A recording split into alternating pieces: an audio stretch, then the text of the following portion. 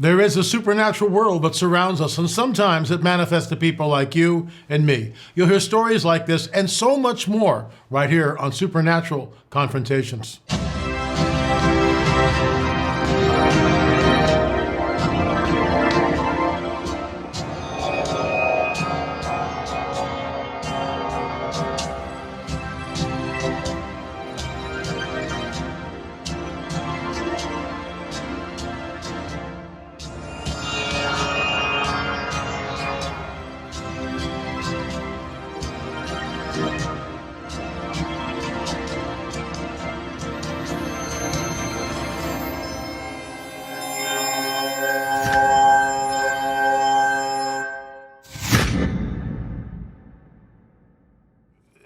What I love about the internet is and our YouTube channel is that people from all over the world watch this show.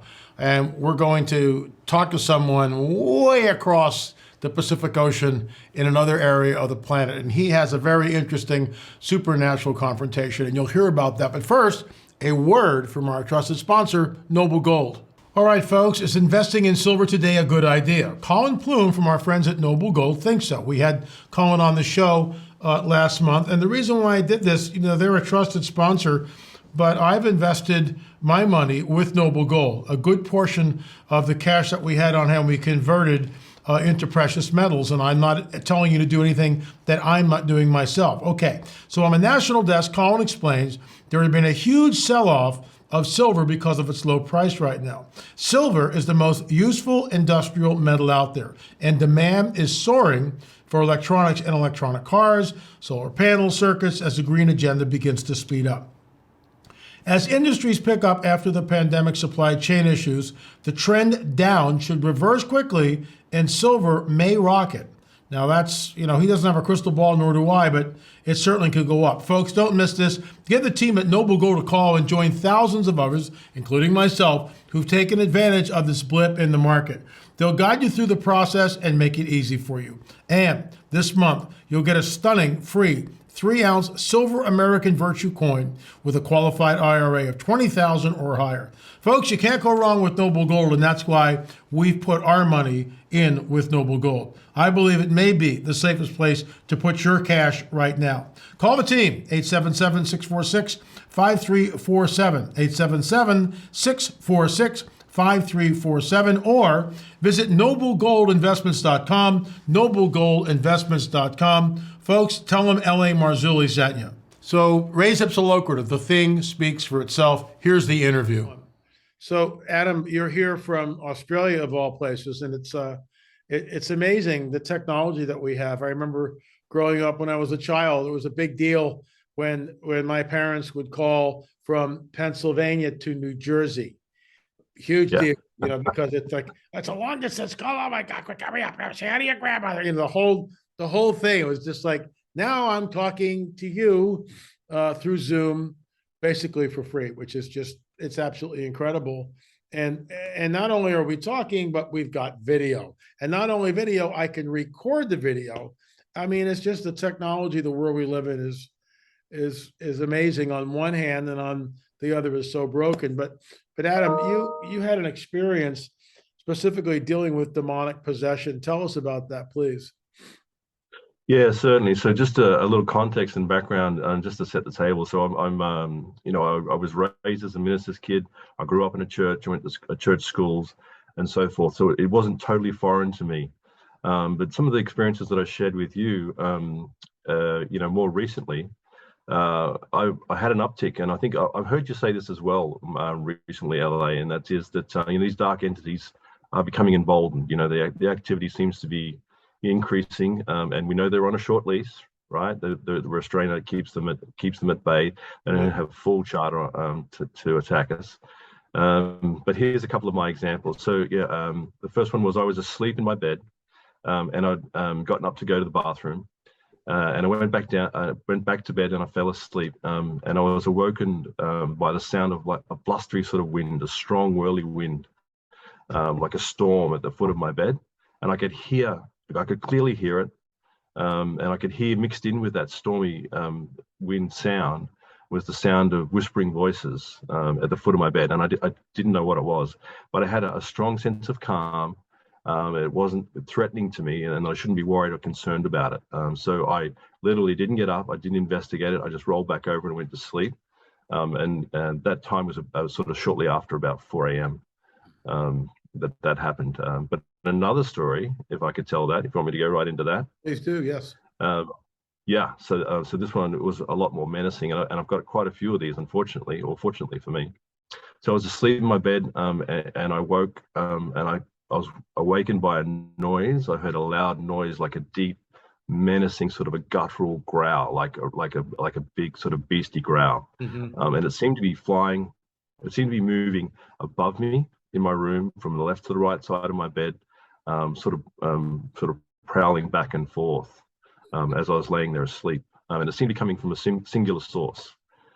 Then I felt a heavy presence on me, so physically felt something come down on me. I felt, like a physical weight pushing down onto me, onto my body, into the bed, and I felt tingling on my legs, which spread to my entire body. It was sort of like pins and needles, like a cold sort of electricity tingling, and I was frozen at that point. I couldn't open my eyes. I couldn't move. I couldn't scream, and to be honest, I was terrified. So I fought to break free from whatever was holding me down. I managed to free my left arm and strike out a punch, of all things, in the direction of what was on me. And I didn't feel an impact, but I did hear at that exact same moment that I swung the punch out, a high-pitched scream, like a terrible blood-curdling scream, like sort of an animal scream. And then the pressure left me. And something really weird happened. I had my eyes closed, but I could see the room, but it was through a lens of kaleidoscope, as I explained it. So it was like sort of a kaleidoscope of gray and blue colors, like I was almost looking at the room through a sort of a blue matrix type scenario. It was absolutely terrifying. It certainly didn't feel like it was godly, that's for sure. And so eventually the tingling subsided, and it all sort of left me, and I was able to go back to sleep. Did you call out to the name of Jesus at all when any of this was going on? So no, I didn't. So, and I'm being completely honest here. So this was the start. So I had moved to a new house, which I think I shared with you, and the attacks that I've had on and off throughout my life became severe in this property that I'm in right now. And they travel with me, so it's not like I can leave the house and sort of fix the problem. But as a Christian, in terms of my faith, I was very weak. So I had sort of, I would call myself a Christian. I had Bibles in the houses. I would pray for meals, but I wasn't actively in a church, and I wasn't, a strong member of faith, if we could say that. So at that time, I was just terrified about the supernatural experience that happened, and I didn't do that. I did not call on the name of God. I didn't quote any scripture. I didn't pray. So when did it start to turn around? When it continued, and it just continued and continued. So these attacks would happen night after night, so 3 or 4 times a week. And this is a hard thing for people to share, because the first thing that people think often when you share these stories is either you're mad, you're crazy, right? Or you're lying, you're not telling the truth. Me personally, I just didn't tell anyone about it. I didn't want to have that sort of stigma attached. Yeah, the stigma attached, exactly right. So the effects were increasing and increasing, and out of desperation, I was Googling this phenomenon, this supernatural phenomenon, and I happened along a series of lectures by a minister that happened to be on YouTube, as you just said, with technology. Most things are on YouTube these days, and that drew me back to God. And I think clearly he was just trying to get my attention. Wow. And call me back. And I mean, so I joined a church. I became an active member. I certainly threw myself back into my faith, into being a Christian. But the episodes didn't subside. They continued to increase with severity. I'm talking about physical manifestations in the house, not just creaky floorboards. And then I began to deal with it with the only thing that works, because believe me, I've tried everything, and that is calling on the name of God and quoting scripture. Yeah, amen. What was Another example. manifested, Adam? What did the manifestations look like? What form did they take? Physical form. So I can feel them. So LA, if you're lying in your bed or you're sitting on a sofa, right? Say you've got your eyes closed and someone sits down beside you or stands beside you, and you can feel that depression in the cushion. I can feel that. I can clearly feel it. There's no drugs or alcohol involved. Believe me, I can feel it as they attack. I see orbs. I can see orbs flying around the house. They present mostly as gold, white lights, occasionally dark masses. But the physical manifestations have appeared. Here's a few of them. So there was running through my house early at night. Early in the morning, so late at night. And it sounded like a barefoot boy running through the house. I have floorboards. I don't have any carpet. And it ran into my room, and a small boy, about 10 years old, in pajamas, but he was black and white, like on a black and white TV, jumped on my bed and started bouncing beside me on my bed, pointing at me and laughing, literally. And I looked up at him in shock and surprise because I was awake. I was completely coherent. And at that instant, he jumped off the side of the bed, ran to the top of the bed, morphed into, sounds crazy to say this, but morphed into like a crab sort of spider, demonic thing with a menacing sort of a hunting stare on his face, and charged at me. And then so I was knocked unconscious or knocked back to sleep instantly. And then I proceeded to have a terrible nightmare, a horrific nightmare for 2 hours until I woke up later at 5 a.m. So they've impersonated my boys. So another example was at my front door. So there was a banging on my screen. Again, early hours in the morning, nothing else was going on. And if I look outside my window at the front door, was one of my boys, looked just like one of my boys, a very unique look. He's 6'3", he has black curly hair, and he was just sort of right, but I couldn't see his face. And it was, so I could see towards my front door. So I'm looking at the back of this thing, and it was just shuffling back and forth like this at the front door. And I asked it, what's wrong? Like, why are you outside? What's going on? And it wouldn't turn around, and then it just disappeared. And so I have, quite a number of stories like that. Have you gotten to the point where this has stopped now, or is it still going on? What's the level of right? So so I think it's a great question. That's in direct correlation to my faith, and the activity that I take as a faithful Christian. And so as recently as last night, I can still see orbs moving around. I saw another black mass last night that sort of appears as a smoky gelatinous mass and either morphs up into the ceiling or darts off to the side. And by the way, these orbs I've captured on film. So I installed a night vision camera in my bedroom. Okay. And I've managed to capture a dozen or so very convincing films of orbs moving, but obviously nothing else. But it's now subsided. Those severe attacks have indeed subsided. They have fallen away. I don't have those anymore, but I still clearly see, sort of, I guess, a dark entity present in the house, and it's continually menacing. Adam, have you gone through the rooms and anointed the house with oil and prayed over the house? Have you done that? Yeah, I did. Yeah. So obviously my father was a minister. He was a Lutheran minister. For many years, he then did prison ministry. He and my mother, a very faithful man. He can read and write Greek and Hebrew, very learned and very knowledgeable in all things scriptural. So I reached out to him. He lives far away from me in another state, but I reached out to him, and he was talking me through this. So we had crucifixes in every room. We anointed every door frame with oil. We prayed through it all. But I can say, honestly, that those things did not seem to have any effect. LA, the change was when my faith grew. Wow. So I think those things, and I guess to labor the point, those things without faith are more like trinkets, right? So that it's not heartfelt, it's not meaningful. I understand. In fact, I think it's holy water, the same thing. So I had an exorcist here who was not from the church, but he worked with a priest in conjunction with a priest, and he brought with him holy water that he anointed the house with, and that only made things worse. So I think these things, while they can have benefit and meaning in our lives as Christians, without faith, they're just purely acts and trinkets. So I couldn't agree with you more. It all comes down to a personal walk. If I may interject, what it sounds like to me is that you're in boot camp. You're in like supernatural boot camp for a reason. This is the Lord's going to use this at some point, and probably sooner than later, because you've gone through something. The reality of a supernatural world, and you'll be able to help people and counsel people and help to get free of exactly what the type of stuff that you're going through.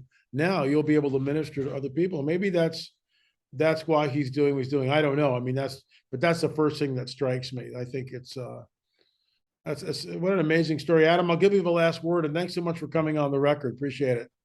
yeah, no problem at all. Look, just quickly, I completely agree, LA. I think, in the first instance, I was terrified. I felt powerless.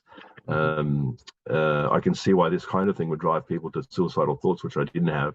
But I think the Lord did have me in a spiritual, supernatural boot camp, and He will definitely use it for His good, as He does in all things.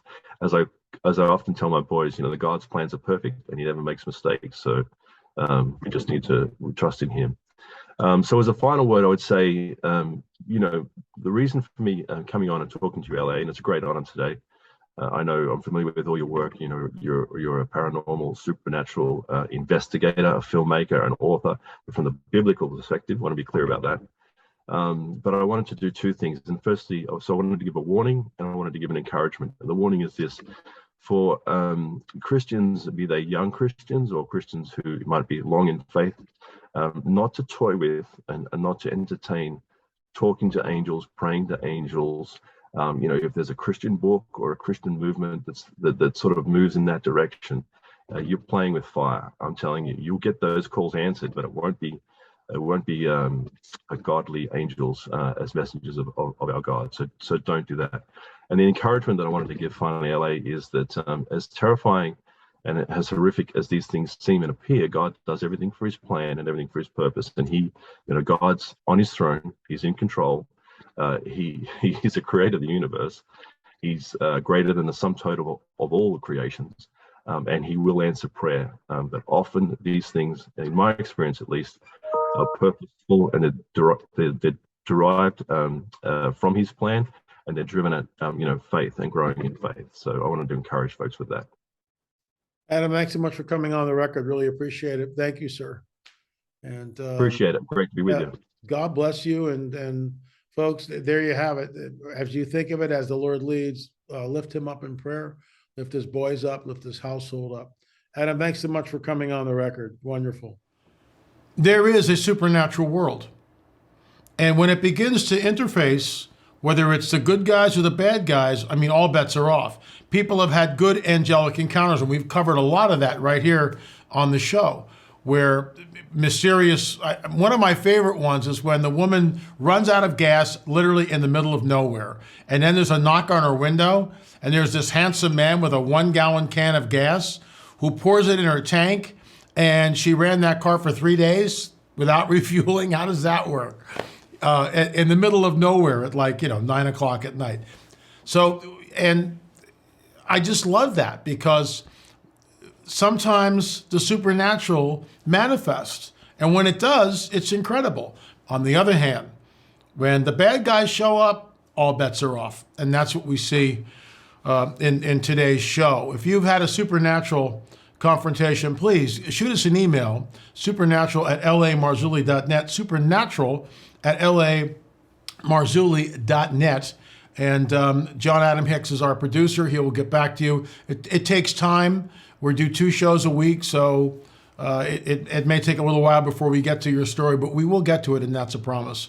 House cleaning. Well, tomorrow, on the trail of a Nephilim. I think you'll find that interesting. Wednesday, of course, our weekly UFO update. Thursday, we do Questions with LA. If you have a question, questions with an S, questions at lamarzulli.net, questions at lamarzulli.net, and I'll read them right here on the show.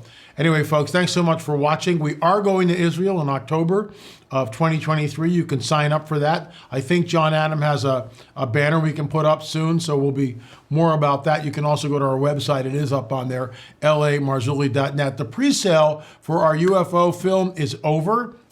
It now goes back up to 1995. Thank you all for supporting us. We're working on number 4. It's on the abduction phenomena, and I think it's going to be a home run. I really do. This film is different than anything I've ever done before. But folks, check out number 3. You can go and order it, or order all 3 by going to lamarzulli.net. It'll also be up on our streaming channel, streaming.lamarzulli.net soon. Thanks so much for watching. We appreciate your patronage. We appreciate you subscribing here.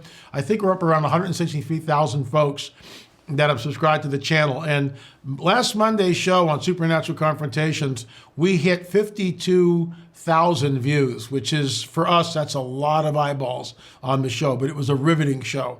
And that, you should watch it. If you haven't seen it, go back to last Monday, because it is, in my opinion, one of the most unnerving testimonies of a interaction which can only be described as a hybrid or a hybrid. In other words, it's a modern day Nephilim, in my opinion.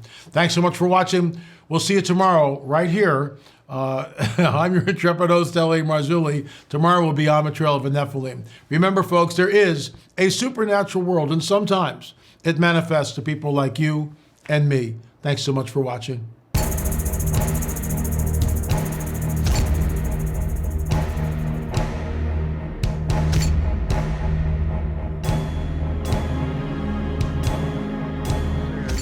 They got their knowledge from the heavens. He saw it, said, whoa, that's a UFO. This orb comes up and it's bright orange. I'm not wanting to make full eye contact with these things. But from what I did see, when I did look at them, they're like they're soulless. It was right directly above us right here, and then it started tilting and moving up like that. All of a sudden I was being lifted about 3 feet off the ground. It was going slow. I was walking right underneath it.